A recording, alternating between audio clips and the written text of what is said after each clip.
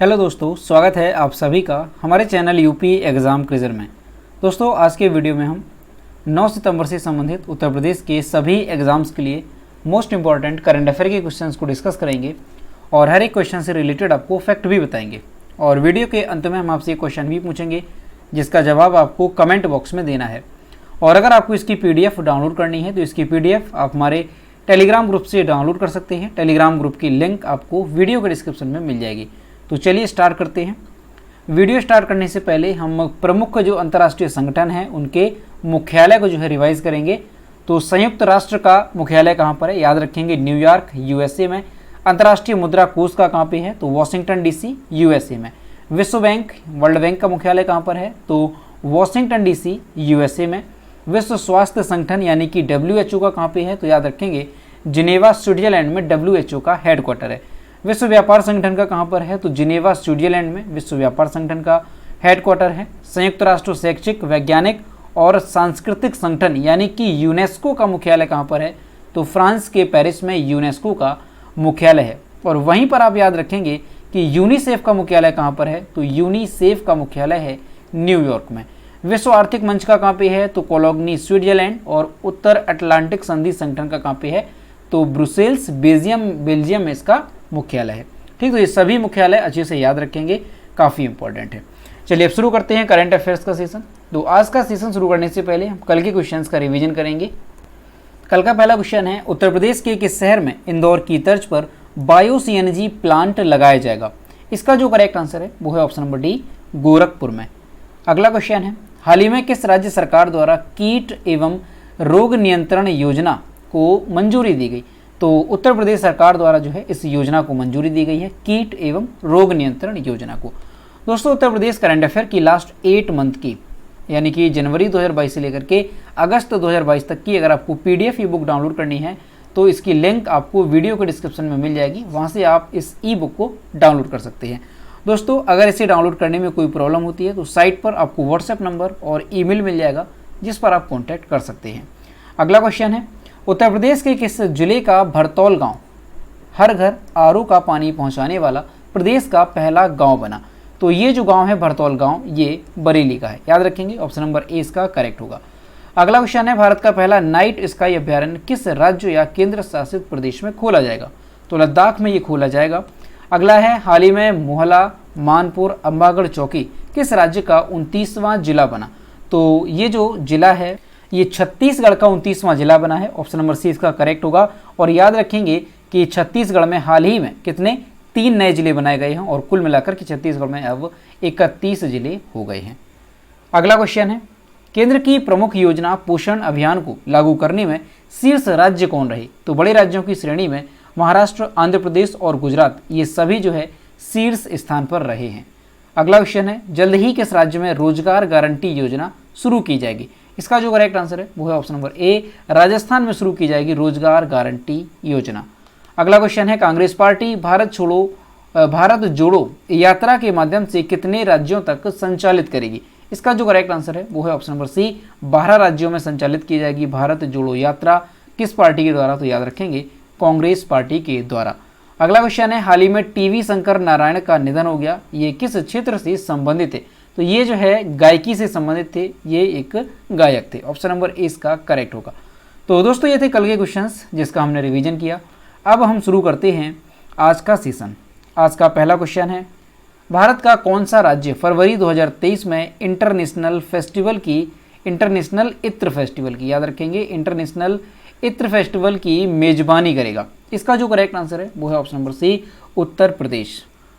दोस्तों, उत्तर प्रदेश की जो एक जिला एक उत्पाद योजना है ODOP, one district one product योजना, तो इसके तहत जो कन्नौज का ODOP है वो क्या चुना गया है, इत्र चुना गया है। ये आप सभी को पता है कि कन्नौज का जो एक जिला एक उत्पाद है वो है इत्र। तो कन्नौज के इत्र को वैश्विक बाजार में स्थापित करने के उद्देश्य से जो राज्य सरकार है वो अगले साल यानी साल 2023 में फरवरी महीने में पहली बार इंटरनेशनल इत्र फेस्टिवल की मेजबानी करेगी। इसमें इत्र उद्योग में अग्रणी जो देश हैं जैसे फ्रांस है और इसके समेत यूरोप और मिडिल ईस्ट समेत कई सारे जो अग्रणी देश हैं उनके प्रतिनिधि मंडल जो है हमारे यूपी में बुलाए जाएंगे। इंटरनेशनल इत्र फेस्टिवल में विभिन्न देशों के आगंतुकों को कन्नौज के इत्र के निर्माण की प्रक्रिया के बारे में बताया जाएगा। इसके अलावा इसमें इस्तेमाल होने वाले मूल इंग्रेडिएंट्स समेत अन्य खूबियों से परिचित कराया जाएगा। ठीक, तो यहाँ से याद क्या रखना है कि साल 2023 में जो उत्तर प्रदेश है ये पहली बार यूपी में पहली बार इत्र इंटरनेशनल इत्र फेस्टिवल की मेजबानी करेगा। और ध्यान रखेंगे किस लिए, उद्देश्य क्या है, तो कन्नौज का जो एक जिला एक उत्पाद है इत्र, इसको जो है इंटरनेशनल पहुंच प्रदान करना और पूरे दुनिया में जो है जो कन्नौज का इत्र है इसकी उपलब्धि को बताना, यही इसका उद्देश्य होगा।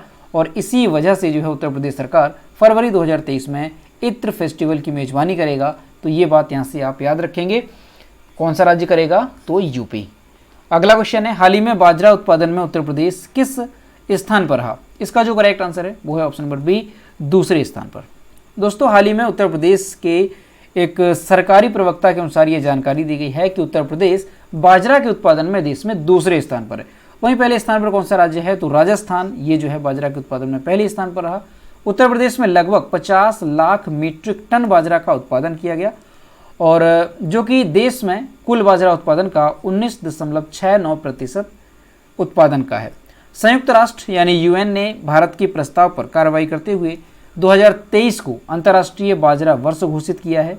उत्तर प्रदेश सरकार राज्य में बाजरा और अन्य पोषक अनाज को लोकप्रिय बनाने के लिए कई कार्यक्रम आयोजित करने की योजना बना रही है।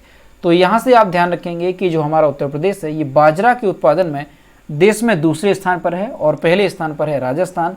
और अगर हम उत्पादन की बात करें तो उत्तर प्रदेश में जो है लगभग 50 लाख मीट्रिक टन बाजरा का उत्पादन होता है और देश में अगर देखा जाए तो देश में कुल बाजरा में उत्पादन का 19.69% जो है ये हमारे यूपी में उत्पादित होता है। अगला क्वेश्चन है, हाल ही में उत्तर प्रदेश के किस संस्थान द्वारा जल प्रदूषण को दूर करने वाली सबसे सस्ती गोली बेंटोनाइट का निर्माण किया गया?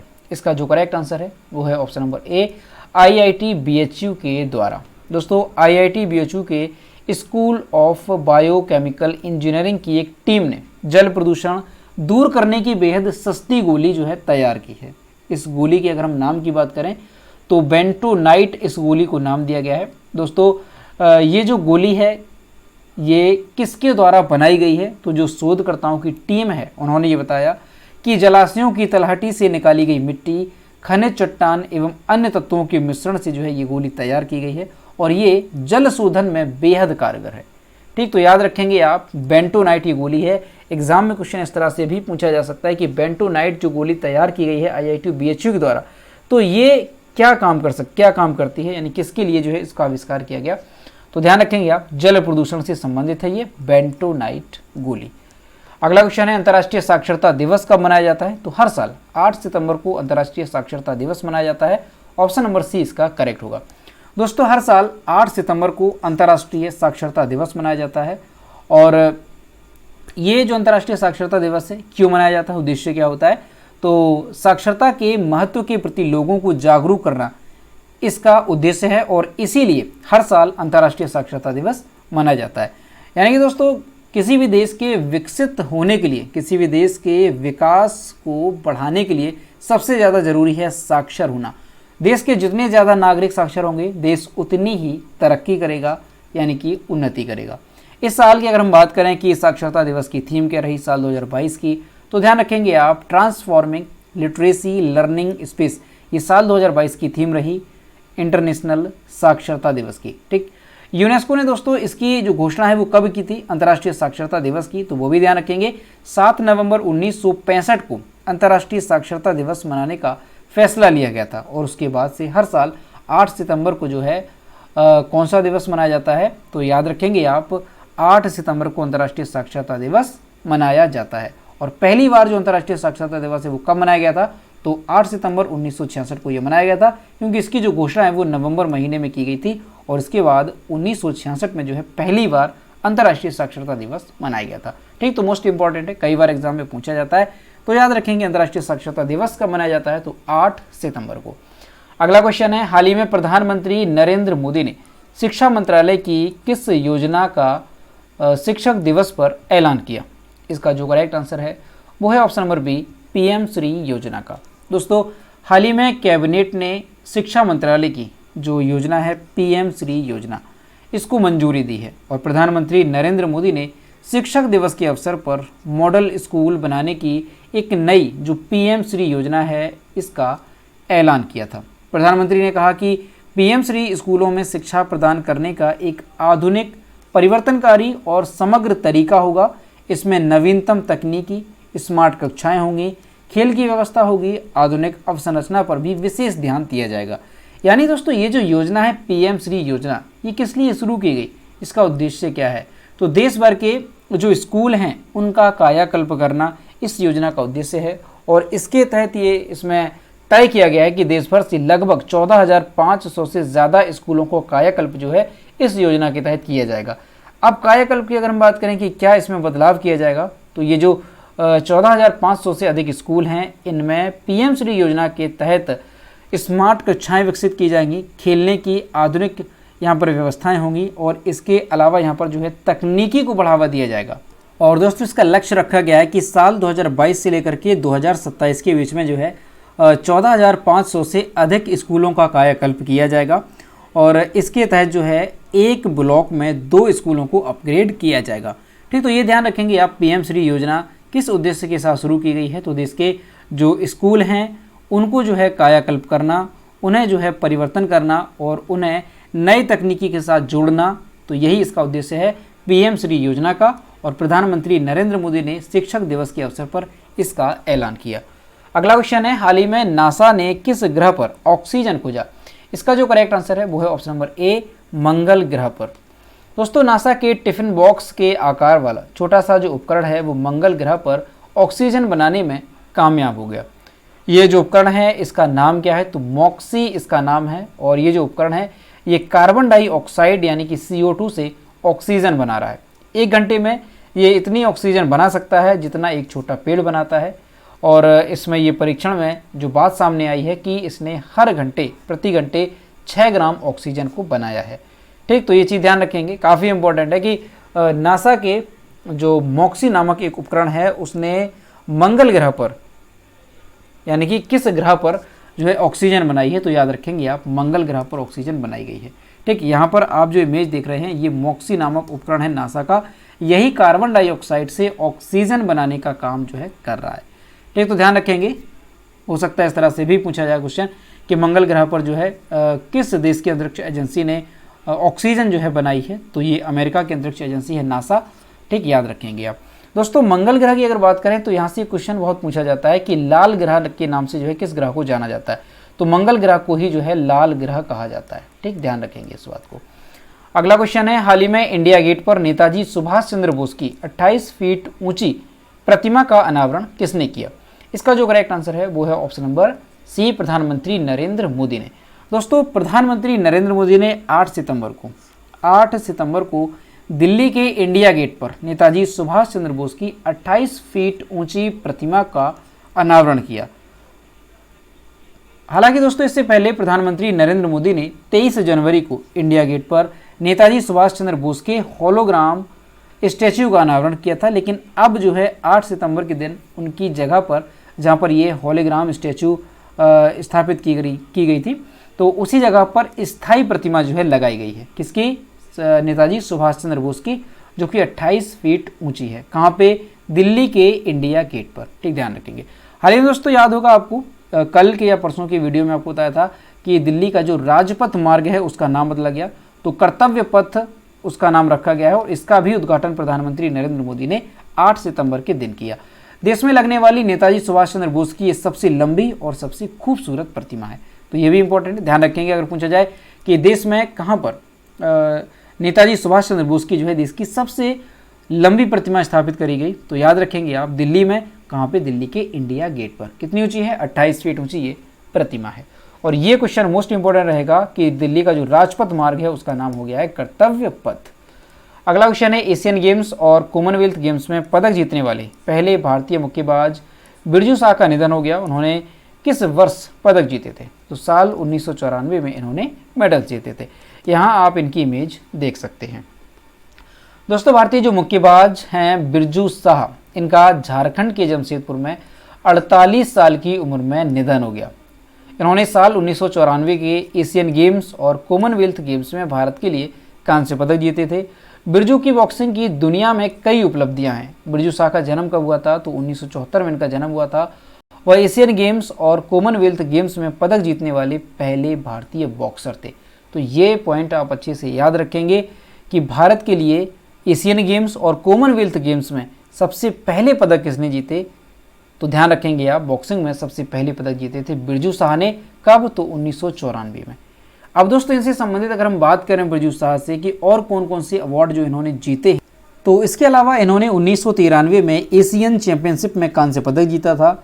और दोस्तों 1993 में आयोजित जो हुई थी एशियन जूनियर चैंपियनशिप, इन्होंने इसमें भी अपना पदक जीता था। और कितनी उम्र में? तो केवल और केवल 19 साल की एज में इन्होंने जो एशियन जूनियर चैंपियनशिप हुई थी तो वहाँ पर ये इन्होंने मेडल जीता था। तो इस तरह से आप याद रखेंगे, जो इनका इम्पोर्टेंट है वो ये है कि भारत के लिए एशियन गेम्स और कॉमनवेल्थ गेम्स में बॉक्सिंग में सबसे पहले पदक किसने जीता था? तो ये जीता था बिरजू शाह ने 1994 में। अगला क्वेश्चन है, संयुक्त राष्ट्र विश्व पर्यटन संगठन ने संबद्ध प्रशांत क्षेत्र यात्रा लेखक संघ भारत के किस राज्य को संस्कृति के लिए सर्वश्रेष्ठ गंतव्य का अंतर्राष्ट्रीय यात्रा पुरस्कार 2023 प्रदान करेगा? तो इसका जो करेक्ट आंसर है वो है ऑप्शन नंबर बी, पश्चिम बंगाल को। दोस्तों संयुक्त राष्ट्र विश्व पर्यटन संगठन से संबद्ध है एक संघ, कौन सा संघ है? तो ये है प्रशांत क्षेत्र यात्रा लेखक संघ। तो इसके द्वारा पश्चिम बंगाल को एक पुरस्कार दिया जाएगा। कौन सा पुरस्कार? तो संस्कृति के लिए सर्वश्रेष्ठ गंतव्य का अंतर्राष्ट्रीय यात्रा पुरस्कार 2023 का ये प्रदान किया जाएगा। किसके द्वारा? तो प्रशांत क्षेत्र यात्रा लेखक संघ के द्वारा, जो कि संयुक्त राष्ट्र विश्व पर्यटन संगठन से संबद्ध है। पश्चिम बंगाल को इसके लिए 9 मार्च 2023 को बर्लिन में world tourism and aviation leaders summit में सम्मानित किया जाएगा। तो याद रखेंगे, अगर पूछ लिया जाए कि संयुक्त राष्ट्र विश्व पर्यटन संगठन से संबंधित जो है एक संघ प्रशांत क्षेत्र यात्रा लेखक संघ, इसके द्वारा संस्कृति के लिए सर्वश्रेष्ठ गंतव्य का अंतर्राष्ट्रीय यात्रा पुरस्कार 2023 जो है किस राज्य को प्रदान किया गया? तो ये पश्चिम बंगाल को प्रदान किया गया। ठीक, तो ध्यान रखेंगे आप यहाँ से पश्चिम बंगाल। दोस्तों अगर पश्चिम बंगाल की हम बात करें तो सबसे पहले मैप में देखेंगे कि पश्चिम बंगाल है कहाँ पर। तो यहाँ आप देख सकते हैं ये है वेस्ट बंगाल। ये जो मैंने यहाँ पर रेड लाइन की है ये वेस्ट बंगाल है। यहाँ से जाकर के ये यहाँ तक जाता है। तो वेस्ट बंगाल ये भारत के किन किन राज्यों की सीमा को टच कर रहा है? तो यहाँ पर आप देखेंगे ऊपर की ओर सिक्किम है, यहाँ पर बिहार है, झारखंड है, नीचे की ओर उड़ीसा है और यहाँ आप देख सकते हैं ये असम है। तो ये सारे राज्य हैं जिनकी सीमा को टच करता है वेस्ट बंगाल। और दोस्तों वेस्ट बंगाल की कैपिटल क्या है? तो ध्यान रखेंगे कोलकाता। चीफ मिनिस्टर ममता बनर्जी और गवर्नर कौन है यहाँ के? तो ला गणेशन जो है ये यहाँ के गवर्नर हैं वेस्ट बंगाल के। और लोकसभा सीटों की संख्या कितनी है वेस्ट बंगाल में? तो 42। और राज्यसभा सीटों की संख्या कितनी है? तो ध्यान रखेंगे 16 यहाँ पर राज्यसभा सीटों की संख्या है। तो ये सारी बातें यहाँ से वेस्ट बंगाल से याद रखेंगे। अगला है, भारत का कौन सा राज्य पुरुष हॉकी विश्व कप 2023 की मेजबानी करेगा? इसका जो करेक्ट आंसर है वो है ऑप्शन नंबर सी, यहाँ पर करेक्ट हो जाएगा ओडिशा। दोस्तों पुरुषों के जो FIH हॉकी यानी कि इसका फुल फॉर्म क्या होगा? तो क्या होगा? इंटरनेशनल हॉकी फेडरेशन, हिंदी में क्या कहेंगे? अंतर्राष्ट्रीय हॉकी महासंघ। तो इसका जो 15वां संस्करण है विश्व कप का, तो इसका जो आयोजन है वो कहाँ पर किया जाएगा? तो ओडिशा में इसका आयोजन किया जाएगा। ये जो टूर्नामेंट होगा ये 13 से लेकर के 19 जनवरी 2023 तक आयोजित किया जाएगा। कहाँ पे? भुवनेश्वर के कलिंग स्टेडियम और राउरकेला में निर्माणाधीन 20,000 सीट वाले Birsa Munda international hockey stadium में आयोजित किया जाएगा। ठीक, तो ध्यान रखेंगे आप, अंतर्राष्ट्रीय हॉकी महासंघ द्वारा जो हॉकी विश्व कप का 15वां संस्करण है वो कहाँ पर आयोजित किया जाएगा? तो ओडिशा में आयोजित किया जाएगा। 13 से लेकर के 19 जनवरी 2023 तक ये आयोजित किया जाएगा। तो ध्यान रखें कहाँ पे? ओडिशा में। तो दोस्तों ये थे 9 सितंबर से संबंधित उत्तर प्रदेश के सभी एग्जाम्स के लिए मोस्ट इंपॉर्टेंट करंट अफेयर के क्वेश्चन जो कि हम डिस्कस किए। अब हम देखते हैं कल की वीडियो का क्वेश्चन जो हमने आपसे पूछा था। तो ये रहा कल के वीडियो का क्वेश्चन जो हमने आपसे पूछा था कि हाल ही में केंद्र सरकार ने राजपथ का नाम बदल करके क्या कर दिया है? इसका जो करेक्ट आंसर था वो ऑप्शन नंबर ए था, कर्तव्य पथ। और लगभग सभी स्टूडेंट्स ने इसके सही जवाब किए। और मैं आपसे हर रोज़ कहता हूँ कि जो भी क्वेश्चन आपसे पूछा जाए तो सभी लोग क्वेश्चन का आंसर जरूर किया करो। तो ये है आज का क्वेश्चन, हाल ही में किस राज्य सरकार ने छात्राओं के लिए पुदुमाई पेन योजना शुरू की है? इसका जो भी करेक्ट आंसर है वो आपको कमेंट बॉक्स में बताना है। और दोस्तों सभी लोग क्वेश्चन का आंसर जरूर किया करो। और दोस्तों जो हमारा नया चैनल है तैयारी गुरु के नाम से हमने एक नया चैनल बनाया है, तो उस पर हम यूपी पैट के लिए, जो आपकी परीक्षा आने वाली है यूपी पैट के लिए, वहाँ पर हम डेली एक जीके का टेस्ट लेकर आते हैं 25 क्वेश्चंस का। तो वहाँ पर हम डेली एक टेस्ट करवाते हैं। तो सभी लोग जो है जो पैट के एग्ज़ाम की तैयारी कर रहे हैं तो उस चैनल को सब्सक्राइब जरूर करें। वहाँ पर जो आपकी तैयारी है वो अच्छे तरीके से बूस्टअप होगी जीके का। इसके बाद हम यहाँ पर जो है उसी चैनल पर हिंदी का और इसके अलावा और भी सब्जेक्ट का वहाँ पर आपको टेस्ट अवेलेबल कराएंगे। ठीक, तो अगर अभी तक आपने वो चैनल सब्सक्राइब नहीं किया है तो उसे सब्सक्राइब कर लें और उसकी लिंक आपको जो है इसी वीडियो के डिस्क्रिप्शन में दे दी जाएगी। तो दोस्तों वीडियो कैसा लगा? अगर वीडियो पसंद आया है तो इसे लाइक करें, अपने दोस्तों के साथ शेयर करें, और अगर अभी तक हमारे चैनल पर नए हैं तो हमारे चैनल को सब्सक्राइब जरूर करें। तो मिलते हैं नेक्स्ट वीडियो में। Thank you.